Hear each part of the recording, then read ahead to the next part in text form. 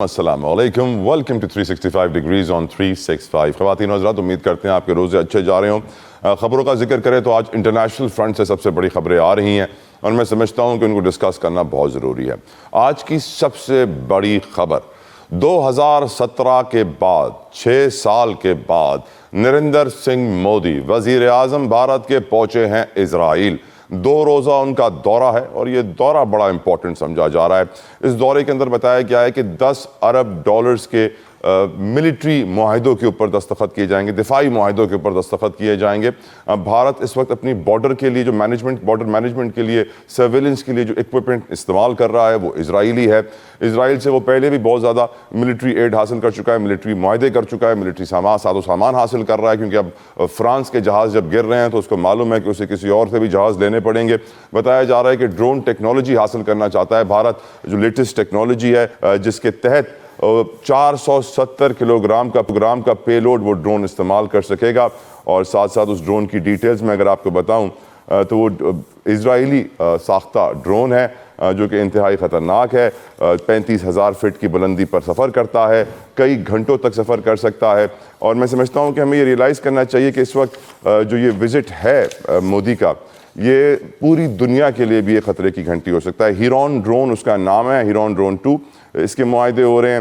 ساتھ ساتھ $10 ارب کے معاہدوں کی بات ہو رہی ہے۔ ساتھ ساتھ مودی کی خواہش ہے کہ وہ اسرائیل کی پارلیمنٹ میں خطاب کرے۔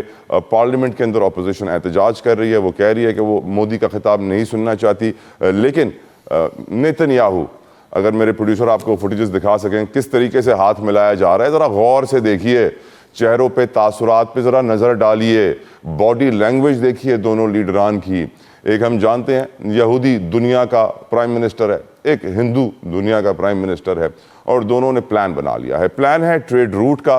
یہ ٹریڈ روٹ انڈیا سے شروع ہوگا، متحدہ عرب امارات میں جائے گا۔ یہ آپ دیکھ سکتے ہیں اس وقت اپنی اسکرین پہ، متحدہ عرب امارات کے بعد یہ سعودی عرب جائے گا، سعودی عرب سے جارڈن، جارڈن سے اسرائیل، اسرائیل سے گریس۔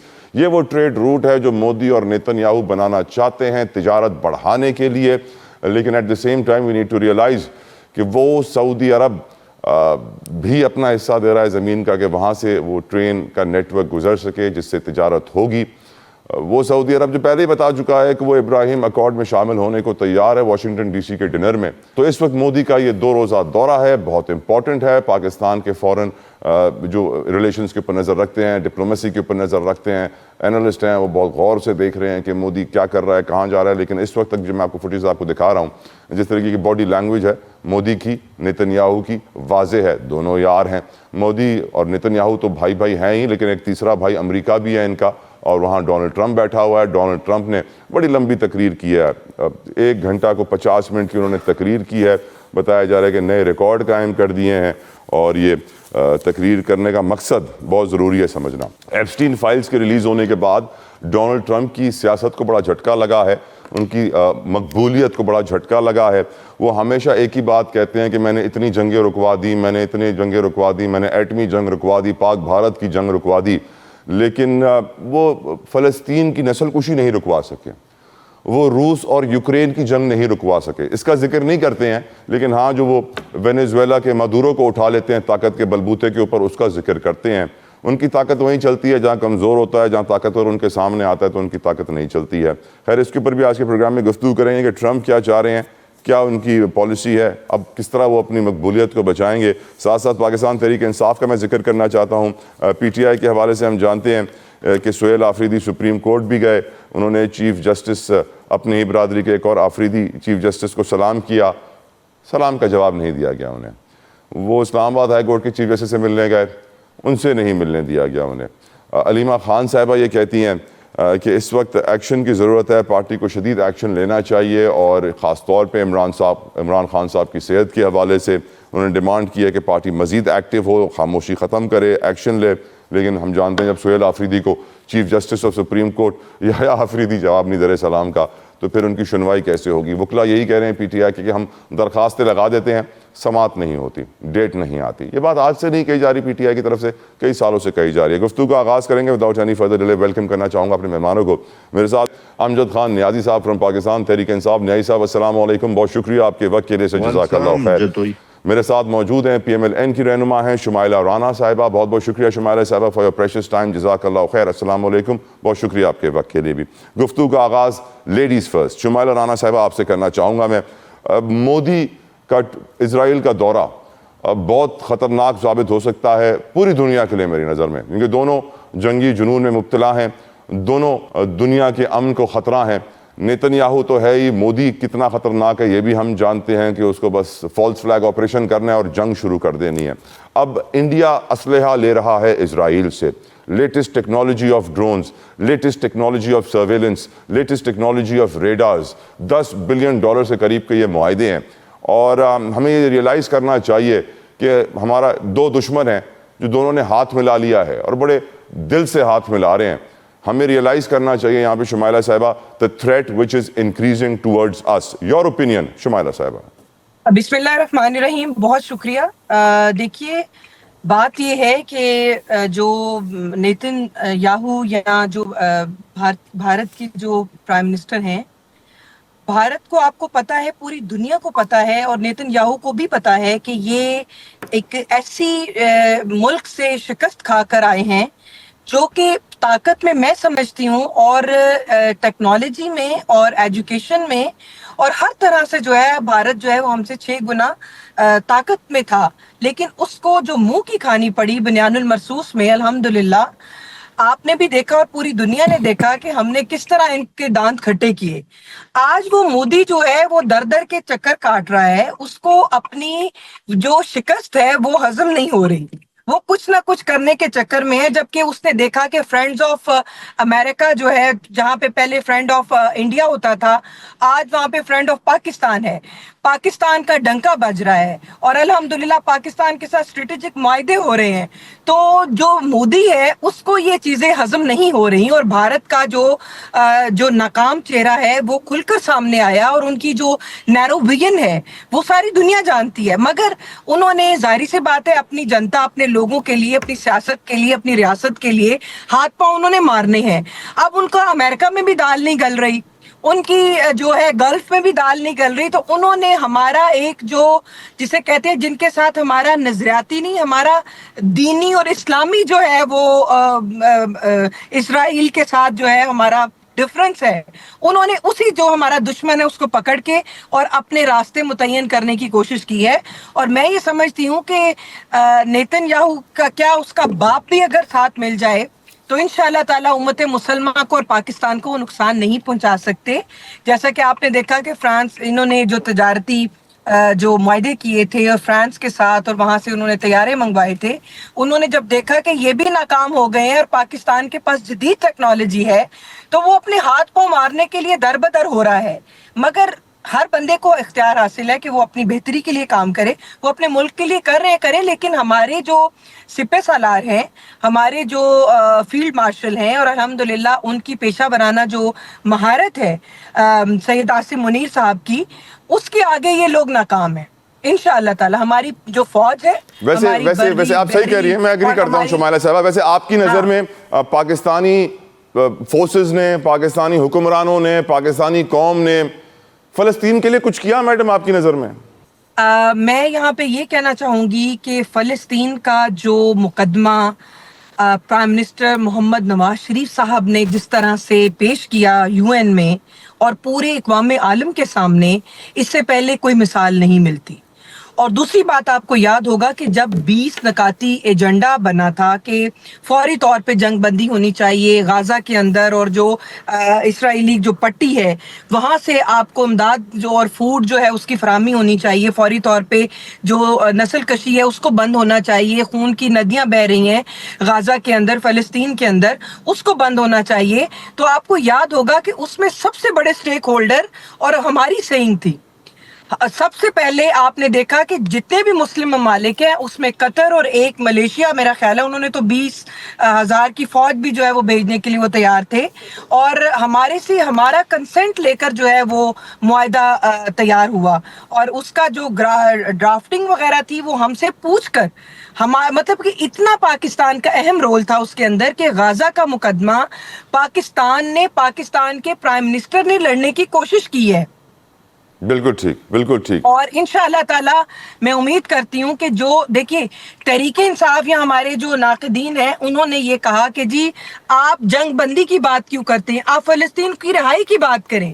دیکھیے فلسطین کی خود مختاری اور سلامتی کے اوپر دوسری کوئی ہماری رائے نہیں ہے. یہ ہمارے دین کا, ہمارے ایمان کا حصہ ہے کہ فلسطین جو ہے وہ آزاد ریاست کے طور پر کام کرے. اور ہم نے تو اسرائیل کو کبھی مانا ہی نہیں. ہمارے تو پاسپورٹ کے اوپر جو ہے وہ لکھا ہوا ہے کہ اس ملک میں یہ ممنوع ہے, باقی ساری دنیا میں آپ جا سکتے ہیں. اور دوسری بات رہی کہ غزہ کے معاملے کے اوپر کوئی سیاست نہیں ہے, کوئی وہ اس کے اوپر کوئی جسے کہتے ہیں کوئی حکمت عملی نہیں ہے. غزہ کا فلسطین کے ساتھ ہمارا لہو, ہماری جسے کہتے ہیں جان مال, ہمارا نظریہ, ہماری ہر چیز حاضر ہے. اور الحمدللہ یہ کریڈٹ پوری امت مسلمہ میں شہباز شریف صاحب کو جاتا ہے, پاکستان کو جاتا ہے. پاکستان ایک اسلامی ایک فلاحی مملکت ہے اور اس میں یہ آل کریڈٹ اس کو جاتا ہے کہ انہوں نے غزہ کا مقدمہ جو ہے بڑے بہترین انداز میں پیش کیا.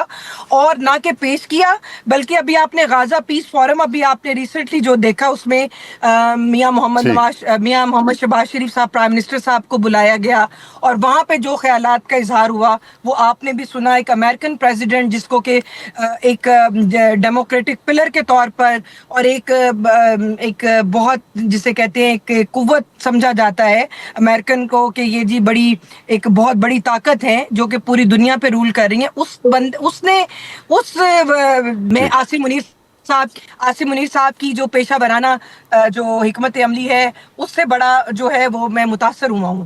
تو میرا خیال ہے کہ وہاں پہ کسی اور ملک کے پریزیڈنٹ کی بات نہیں ہوئی, کسی ملک کے جو چیف جو ہے ان کی بات نہیں ہوئی, بٹ میڈم آپ سے ریکویسٹ کروں گا کہ ڈونلڈ ٹرمپ کی ساری باتوں کو بھی آپ زیادہ سیریس نہ لیا کریں. ان کی بہت ساری باتیں ایک کان سے ڈالا کریں, دوسری سے نکالا کریں, کیونکہ وہ آپ بھی جانتی ہیں کہ کس طرح کی باتیں ہم نے اپنی ملک کی اگر انہوں نے ایک بار تعریف کی ہوتی نا, 2 بار کی ہوتی, 3 بار کی ہوتی, میں ان کو کوٹ کر رہا ہوتا. وہ 10-15 بار کر چکے ہیں, اتنی بار کر رہے ہیں جیسے ان کے پاس کچھ اور اچیومنٹ ہے ہی نہیں گنوانے کے لیے سوائے پاکستان انڈیا کی. تو he has dragged about it a bit too much. allow me میں نیازی صاحب کی طرف بڑھوں.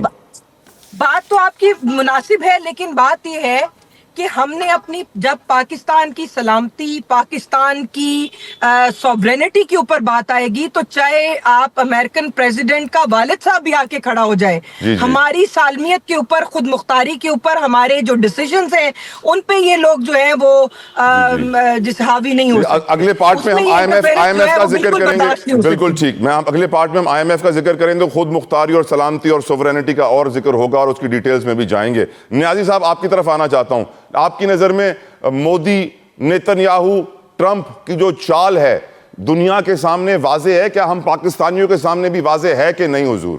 بسم اللہ الرحمن الرحیم. قرآن تو ہمیں 1400-1500 سال پہلے کہتا ہے کہ یہود و نصارہ آپ کے دوست نہیں ہو سکتے, اور جو آپ کے دوست نہیں سکتے, جو آپ کے دوست نہیں ہو سکتے, وہ آپ کے خلاف چالیں چلتے رہیں گے اور چالیں چل رہے ہیں. ہماری کیا حکمت عملی ہونی چاہیے تھی, یہ سب سے بڑا اہم مسئلہ ہے. اس وقت امت مسلمہ جو ہے وہ رول ادا نہیں کر رہی جس کا تقاضا اس حالات میں ہونا چاہیے تھا, اور یہ پاکستان نہیں, یہ امت مسلمہ کی بدقسمتی ہے. اور بحیثیت پاکستان ایک ایٹمی ملک رہتے ہوئے ہمارا رول بہت اہم تھا, لیکن آپ یہ دیکھیں کہ کیا ہم وہ رول ادا کر رہے ہیں یا نہیں کر رہے. یہ ایک سنجیدہ کہ ہمارے لیے جو تعریفوں کے تو پل باندھے جاتے ہیں, لیکن جب ٹریڈ کی بات آتی ہے, جب کچھ کھانے کو بات آتی ہے, جب کوئی بزنس کی بات آتی ہے تو وہ انڈیا کے ساتھ ہو رہا ہے. ہماری سمجھ سے بالاتر ہے کہ وہ تعریفیں جو ہے وہ کس کھاتے میں جا رہی ہیں اور چیزیں کس کھاتے میں جا رہی ہیں. تو یہ بڑا اہم نقطہ ہے. اس کا مطلب ہے کہ صرف ہمیں باتوں پہ ٹرکایا جا رہا ہے. ہمارے لیے جو ہماری ایز اے نیشن جو ہے وہ اس کے لیے ان کے دل میں کوئی ہمدردی نہیں ہے. اور بلکہ آپ کو یاد ہو کچھ عرصہ پہلے جو ہے وہ انہوں نے بیان دیا تھا, اسرائیلی وزارت خارجہ سے میرے خیال میں تھے، جنہوں نے پاکستان کے ایران کے بعد اب جو ہے ہمارا اگلا ٹارگٹ جو ہے وہ پاکستان ہے. تو آپ خود اندازہ لگائیں کہ ان کے عزائم کیا ہیں اور وہ کیا عزائم رکھتے ہیں. اگر خدا نخواستہ ایران پہ حملہ ہوتا ہے تو سب سے پہلے جو ہے وہ بارڈر ہمارا ہے، ہم نے فیس کرنا ہے، کیونکہ پہلے بھی آپ کو پتہ ہے کہ بلوچستان کے اندر جو انڈیا ہے وہ شورش کروا رہا ہے، وہ دہشت گردوں کو اور دہشت گردی کے کو سپورٹ کر رہا ہے. تو اس صورتحال میں چاہیے تو یہ تھا کہ پیس بورڈ میں جانے سے پہلے جہاں اسرائیلی بھی کھڑے تھے وہاں ہمارا کیا رول ہونا چاہیے تھا. یہ پارلیمنٹ کے اندر ڈیبیٹ ہوتی، جوائنٹ سیشن بلا جاتا، قوم کو ایک پیج پہ لیا جاتا. لیکن افسوس ہے کہ گورنمنٹ کو بہت جلدی تھی کہ ہم نے بورڈ میں جانا ہے. بورڈ میں جانے سے دیکھیں قوم کے جو سینٹیمنٹ ہے وہ تھوڑے مختلف ہیں. قوم جاننا چاہتی ہے کہ وہ کیا عوامل ہیں، وہ کیا شرائط ہیں جن کی بنیاد پہ ہم غازہ بورڈ کو ہم نے جوائن کیا. حالانکہ بڑے بڑے ممالک جو ہیں انہوں نے اس کو جوائن نہیں کیا سوائے کچھ جو ہے ممالک کے علاوہ. تو ہمیں وہ کیا مجبوری تھی، وہ کیا حالات تھے. بے شک ان کیمرہ سیشن ہو جاتا، قوم کو اعتماد میں لیا جاتا، یا جو آپ کی لیڈرشپ ہے اس کو اعتماد میں لیا جاتا پاکستان کی، تاکہ پاکستان کو اپنے حالات، اپنے معروضی حالات، اس میں کوئی شک نہیں ہے کہ پاکستان وہ سٹیپس لیتا، پھر قوم یکجا ہوتی، ایک پیج پہ ہوتی، تو یہ بہتر ہوتا میرے خیال میں، میری نظر میں. ٹرمپ پہ آپ کی رائے نیازی صاحب. ڈونلڈ ٹرمپ ہم جانتے ہیں پاک فوج نے بھارت کے 6 جہاز گرائے تھے. تھینکس ٹو ڈونلڈ ٹرمپ وہ جہاز 10 کراس کر گئے ہیں اور وہ اپنی ہر تقریر میں 11 پہنچ گئے ہیں. اب اپنی ہر تقریر میں وہ ذکر کرتے ہیں، وہ اتنا ذکر کر دیا انہوں نے کہ میری نظر میں اس کی امپورٹنس کم ہو گئی. آپ کیا سمجھتے ہیں ڈونلڈ ٹرمپ، کیونکہ جیفری ایپسٹین والے کیس کے اندر بھی، بچوں کے ساتھ جنسی زیادتی والے اسکینڈل کے اندر بھی کھل کے ڈونلڈ ٹرمپ بھی سامنے آ گئے ہیں، بل کلنٹن بھی، بل گیٹس بھی. تو اپنی عزت بچانے کے لیے بار بار وہ لمبی تقریریں، پاک بھارت کی جنگ رکوائی، فلسطین کی نسل کشی نہیں رکوا سکے، روس یوکرین کی جنگ نہیں رکوا سکے، بس یہ پاک بھارت پاک بھارت پاک بھارت. آپ کی رائے ٹرمپ کے اوپر؟ جتوئی دیکھیں کسی کی جو انٹرنیشنل لیول پہ آپ کی جو یہ ڈونلڈ ٹرمپ ہے، ان کی میں چونکہ ان کے قوانین، ان کے ملک کے اپنے جو عدالتیں ہیں یا ان کا جو تحقیقات کا دائرہ ہے وہ بہتر سمجھتے ہیں. اس پہ میرے خیال میں ہمارا چونکہ ایپسٹین کی فائلز آنے کے بعد بہت سارے ان کی بذات خود جو ہے وہ کوسچن مارک کیے جا رہے ہیں. تو اس پہ ہم کیا تبصرہ کر سکتے ہیں، کیونکہ تبصرہ تو یا تحقیقات تو ان کی اپنی عدالتوں نے کرنا ہے کہ ایک ایسا شخص جس کے اوپر جو ہے بے پناہ گھناؤنے الزامات ہیں اور ان کی فائل سے اتنا کچھ برآمد ہو رہا ہے، تو اور بڑا مطلب جو عجیب و غریب اور اتنے دکھ بھری داستانیں سامنے آ رہی ہیں ہر حوالے سے، کہ کوئی کہہ رہا ہے جی کہ وہ چھوٹا گوشت کھاتے پسند کرتے، کوئی کہہ رہا ہے جی کہ وہ بڑا گوشت پسند کرتے ہیں. جو اس ٹائپ کی مطلب عجیب و غریب قسم کی جو ہے وہ چیزیں سامنے ہے، جس سے اندازہ ہوتا ہے کہ انٹرنیشنل لیول پہ کس طرح گھناؤنے کردار جو ہے وہ ادا ہو رہے ہیں. دوسرا، جیسے ابھی آپ نے دیکھا ہوگا کہ جو ایمبیسڈر ہیں امریکہ کے اسرائیل کے اندر، انہوں نے مشرق وسطیٰ کے حوالے سے جو بیان دیا ہے وہ بڑا الارمنگ ہے. سوچنے کی بات ہے کہ ایک طرف وہ لوگ کھڑے ہیں جو آپ کے دوست نہیں ہو سکتے، ایک طرف وہ دنیا ہے جس کو اللہ تعالیٰ نے عزت دی ہے، لیکن شرط یہ ہے کہ کیا ہم وہ عزت کما بھی رہے ہیں یا نہیں کما رہے ہیں. وہ ذمہ داری دی ہے، وہ ذمہ داری پوری کر رہے ہیں یا نہیں دی. اللہ تعالیٰ نے وہ وسائل دیے ہیں، کیا امت کے لیے وہ وسائل استعمال ہو رہے ہیں یا نہیں ہو رہے، انسانیت کے لیے ہو رہے ہیں یا نہیں ہو رہے، اللہ کے دین کے لیے استعمال ہو رہے ہیں یا نہیں ہو رہے. یہ بہت بڑا ایک سوالیہ نشان ہے. اسی لیے آج ہمارے لیے بحیثیت امت مسائل بڑھتے جا رہے ہیں. حالات آپ کے سامنے ہے. اگر کوئی آنکھیں بند کر کے بیٹھ جائے کہ مجھے کچھ نہیں ہوگا، لیکن آپ یاد رکھیں دنیا ٹیکنالوجی میں اور اپنے مفادات میں اوپر جا رہی ہے. آپ کہاں کھڑے ہیں یہ فیصلہ ایز اے مسلم امہ اور ایز اے پاکستانی ہمیں کرنا ہوگا. بالکل ٹھیک سر. بات کرنا چاہوں گا کچھ اکانومی کی IMF کے حوالے سے. سوال پوچھتا ہوں اپنے مہمانوں سے اور نیازی صاحب آپ ہی سے شروع کرنا چاہوں گا. کی ٹیم اس وقت پاکستان میں موجود ہے. بتایا جا رہا ہے کہ 11 مارچ تک وہ پاکستان میں رہے گی. 14 روزہ ان کا یہ دورہ ہے اور ہم جانتے ہیں کہ اگلی قسط سے پہلے بہت سارے اشاریوں کا, بہت سارے اکنامک انڈیکیٹرز کا جائزہ لیا جائے گا. اور یہ بھی آپ کو بتا دوں کہ IMF ٹیم اپنی گورننس اور کرپشن ڈائگنوسٹک اسیسمنٹ رپورٹ کو نہیں بھولی ہے, جس میں کہا گیا تھا کہ 5300 ارب کی چوری جو نیب نے پکڑی ہے, it's just the tip of the iceberg, چھوٹا سا حصہ ہے. کرپشن چوری پاکستان کا سب سے بڑا مسئلہ ہے اور اس کے اندر 15 پوائنٹس دیے گئے تھے ریفارمز کے لیے, یہ کس طرح آپ نے یہ کرپشن ختم کرنی ہے. کرپشن ختم ہوئی یا نہیں ہوئی تو آپ اور میں اچھی طرح جانتے ہی ہیں. اب ان 15 پوائنٹس کے اوپر عمل کروانا ہے IMF نے اگلی قسط ریلیز کرنے سے پہلے. لیکن آج میں نیازی صاحب آپ سے شروع کروں گا. میں آج ایک ویڈیو دیکھ رہا تھا نیازی صاحب, کرسٹیانو رونالڈو فٹ بال کی دنیا کا سب سے بڑا لیجنڈ ہے, سب سے رئیس ترین کھلاڑی ہے دنیا کا, بہت پیسہ ہے اس کے پاس.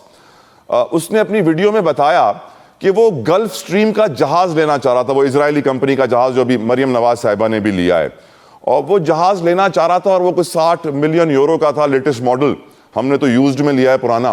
تو وہ $60 ملین کا لینا چاہ رہا تھا. پھر اس کو یاد آیا کہ اس کی ماں جو تھی وہ 10 کلومیٹر پیدل چل کے اپنے ملک پیراگوئے میں اسکول جاتی تھی. تو اس نے جہاز کینسل کر دیا. اس نے کہا میں جہاز نہیں لیا, میں نے انہی پیسوں سے 100-150 بسیں خرید کے اپنے ملک بھجوا دی, اپنے علاقے میں بھجوا دی کہ وہاں پہ بچے اسکول پیدل نہ جائیں 10-10 15-15 کلومیٹر چل کے, ان کے پاس اسکول بسیں ہوں. پھر مجھے خیال آیا نیازی صاحب, ہمارے ہاں تو 3 کروڑ بچے اسکول سے باہر ہیں, ہمارے یہاں تو آدھی آبادی غربت کی لکیر سے نیچے 2 وقت کی روٹی سے محروم ہے, ہمارے یہاں تو 21 سال کی بلند ترین بے روزگاری ہے. لیکن ہمارے حکمراں جو کہ جواب دہ ہیں, پولیٹیکل لیڈر ہیں, اللہ کو جواب دیں, لوگوں کو جواب دیں, ان کو اس بات کا احساس نہیں ہوتا ہے کہ یہ فضول خرچی ہے, یہ پیسہ عوام پہ لگنا چاہیے. لیکن وہ کھلاڑی جو جواب دہ نہیں ہے اس کو یہ احساس ہوتا ہے, جو مسلمان بھی نہیں ہے اس کو یہ احساس ہوتا ہے کہ یہ پیسہ میں اپنے اوپر خرچ نہ کروں, اپنے ملک کے غریب لوگوں پہ خرچ کروں. نیازی صاحب, یہ IMF جو کر رہا ہے اور جو ہمارے حکمراں کر رہے ہیں, اس کے اوپر آپ روشنی ڈالیے. جتوئی آپ نے نا ایک بیانیے کے اندر بہت سارے سوالات چھوڑے ہیں, اور یہ سوالات ایسے ہیں اس کے اوپر پورا آپ کو بہت وقت چاہیے, لیکن میں کوشش کروں گا اس کو سم اپ کرنے کے لیے. بات یہ ہے کہ اس وقت پاکستان کے جو حالات ہیں 3 قسم کے ہیں. ایک آپ کی پولیٹیکل انسٹیبلٹی ہے, دوسرا آپ کی معاشی جو ہے وہ ڈکلائن ہے, تیسرا آپ کا سیکیورٹی ایشو ہے. چونکہ آپ نے معاشی مسائل کو چھیڑا ہے تو اس وقت آپ خود سوچیں, جہاں آپ کے پاس پینے کا پانی نہیں ہے, جہاں آپ کے پاس کسانوں کو سستی بجلی نہیں دے سکتے, سستی کھاد نہیں دے سکتے, سستے بیج نہیں دے سکتے, اور جہاں پہ آپ کے بچے جو ہے وہ کروڑوں بچے جو ہے وہ اسکول سے باہر ہیں, اور وہاں پہ اگر آپ کی ترجیحات جیسا کہ آپ نے خود کہا کہ ایک جہاز ہو, تو آپ اندازہ لیں آپ کو اللہ نے ایک ذمہ داری دی ہے, جیسی بھی دی ہے, تو آپ پاکستان کی عوام کے ٹیکسوں کا پیسہ کدھر لے کے جا رہے ہیں؟ آفیسز کی تزئین و آرائش پہ لگا رہے ہیں, اپنے علل تللوں پہ لگا رہے ہیں, سیاسی اشرافیہ پہ لگا رہے ہیں. ہمارا خیال تو تھا کہ 1100 ارب جو ہے وہ کرپشن کی نظر ہو رہے ہیں, لیکن ہم بھی غلط تھے. جہاں پہ بتایا گیا IMF کی رپورٹ میں بتایا گیا کہ 5300 ارب روپیہ جو ہے وہ جو کرپشن, جی بالکل بالکل. اور دوسرا آپ یہ خود سوچیں کہ آپ کی ترجیحات کیا ہونی چاہیے, اور اس کی وجہ کیا بن رہی ہے کہ آج مہنگائی جو ہے وہ 21% سے اٹھ کے 29% کو کراس کر گئی ہے. غربت کی سطح یعنی کہ بڑھ چکی ہے. آپ اندازہ کریں, آج آپ کا ورلڈ بینک کا صدر کہہ رہا ہے کہ آپ کو اگلے 5 سال میں 3 کروڑ جو ہے وہ جابز چاہیے.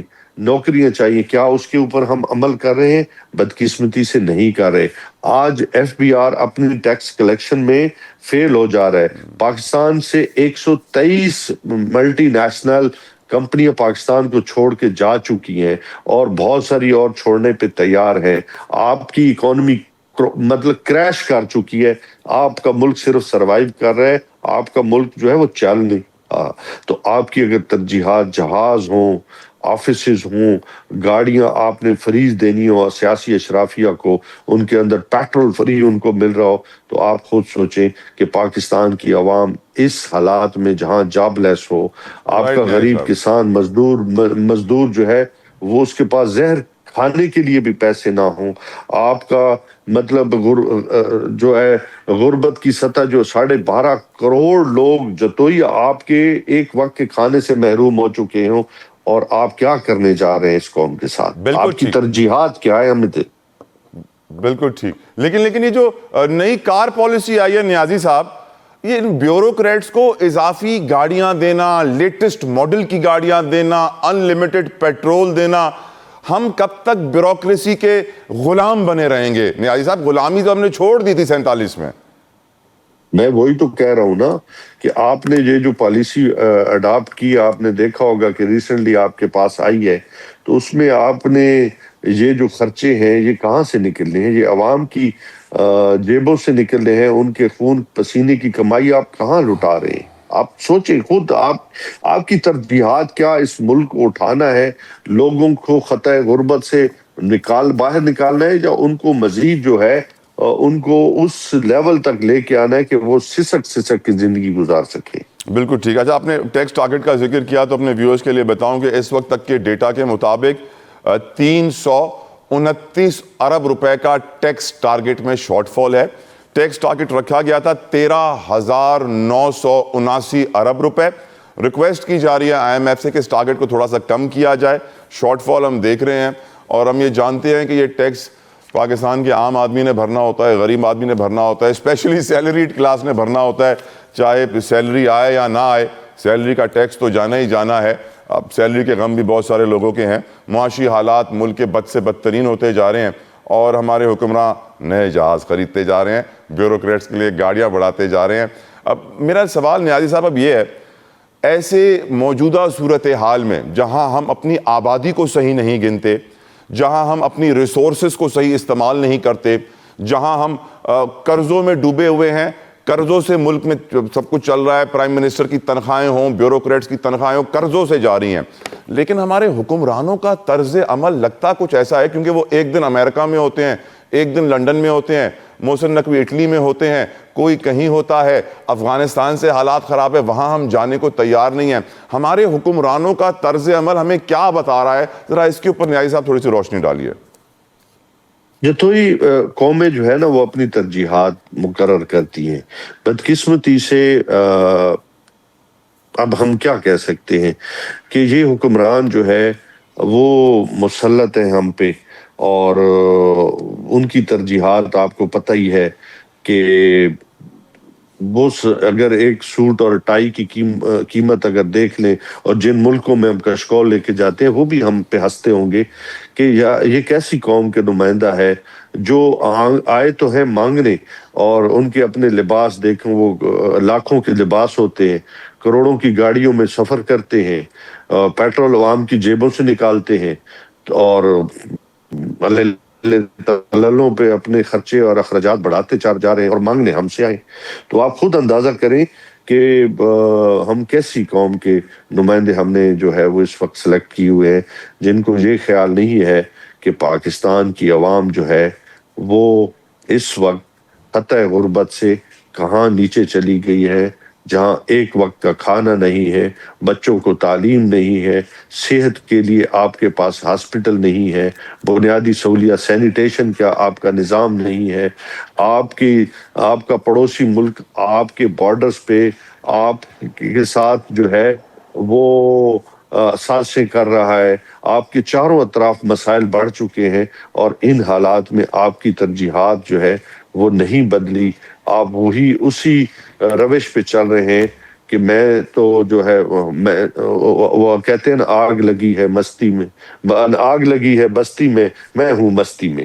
تو آپ اس سے اندازہ کریں کہ پورے ملک میں کیا صورتحال ہے، غربت کی، مہنگائی کی، بے روزگاری کی.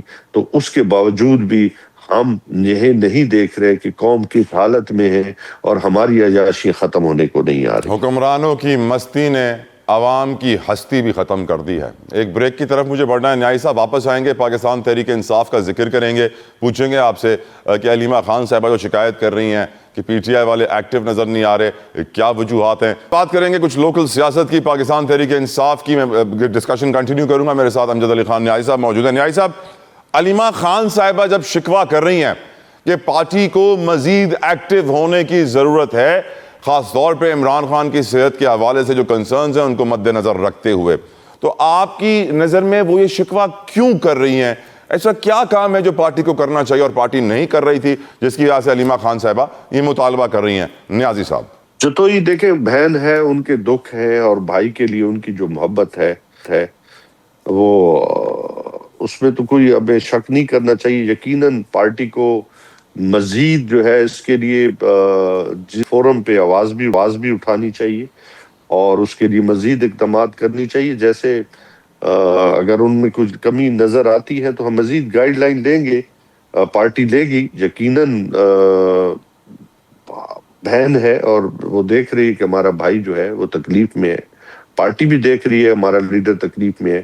اس کے لیے جو فورم اڈاپٹ کیے جا رہے ہیں، آپ نے دیکھا ہوگا کہ سپریم کورٹ ہے، سب سے بڑا ادارہ ہے، اس میں بھی گئے ہیں، ہائی کورٹ جا رہے ہیں. ہر ادارے کے باہر جو ہے وہ سپریم کورٹ کے باہر جو ہے وہ ریمائنڈ بھی کرایا جا رہا ہے کہ آپ انصاف دینے والے بنے. آپ کی نظر میں آج نیازی صاحب پی ٹی آئی کا حال کیا ہے؟ عمران خان کی پہلے تصویر تو خیر آج بھی نہیں چل رہی ہے، پہلے تو نام بھی لینے کی اجازت نہیں تھی، اب مشکلوں سے نام تو ہم لے رہے ہیں، لیکن جو حکومت نے کوشش کی کہ پی ٹی آئی کو بلیک آؤٹ کر دیا جائے، کہیں اس کا ذکر نہ ہو، ہر پرونی کا ذکر ہے، عمران خان کی تصویر کہیں نہ ہو، انٹرنیشنل میڈیا اٹھا لیں، ڈیجیٹل میڈیا اٹھا لیں، ہر جگہ ان کی تصویر ہے. جو حکومت کی کوشش تھی کہ پی ٹی آئی کو بلیک آؤٹ کرو، عمران خان کو ختم کرو، جیلز میں کوئی تصویر نہ آئے، کوئی ویڈیو نہ نکلے، آپ کی نظر میں آج پی ٹی آئی کا حال کیا ہے؟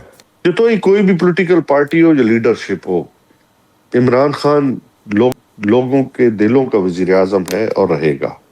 کوئی اس کو دلوں سے تو اتار نہیں سکتا. دلوں کو کھول کے کوئی دیکھ لیتا، صرف اللہ کی ذات ہی دیکھ سکتی ہے نا.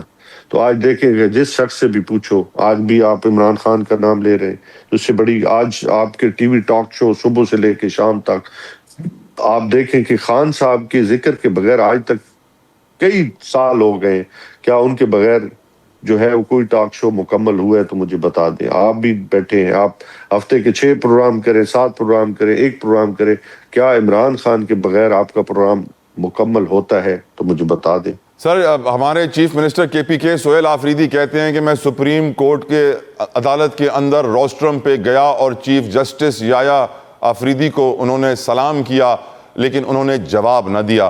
دونوں ہیں آفریدی اور وہ چیف جسٹس ہیں، وہ چیف منسٹر ہیں، لیکن سلام کا جواب بھی نہ دینا. اور عدالتوں کا سلمان اکرم راجہ بھی کہتے ہیں کہ ہم درخواستیں لگاتے ہیں، سماعت ہوتی نہیں، عدالتوں پر عدم اعتماد.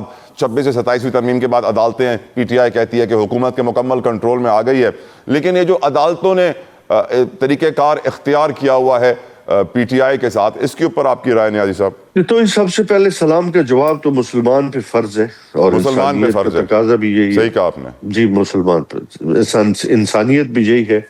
آپ کا چاہے آپ کا عمل جو ہے آپ انصاف دے نہ دے، آپ پہ یہ ذمہ داری تو عائد ہوتی ہے. ہم کوشش کر رہے ہیں کہ ہر وہ ادارے جو آپ کے کانسٹیٹیوشنل ادارے ہیں ان کے پاس جائیں، اور ہم کیونکہ ایک پولیٹیکل پارٹی ہے، ہم ڈیبیٹ بھی کریں گے، کتھارسس بھی کریں گے، اور ہم ایک پروگریسو جماعت ہیں.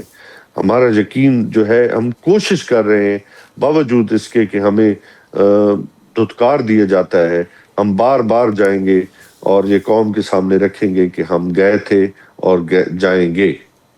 گئے تھے اور جائیں گے اور جاتے رہیں گے. بہت بہت شکریہ امجد علی خان نیازی صاحب آپ کی قیمتی وقت کے لیے. سر جزاک اللہ خیر. جس کے ساتھ پروگرام کا وقت تمام ہوتا ہے. اپنا فیڈ بیک سوشل میڈیا پہ مجھے ضرور دیجیے گا. اپنا خیال رکھیے گا. I'll see you tomorrow. Until then, اللہ حافظ.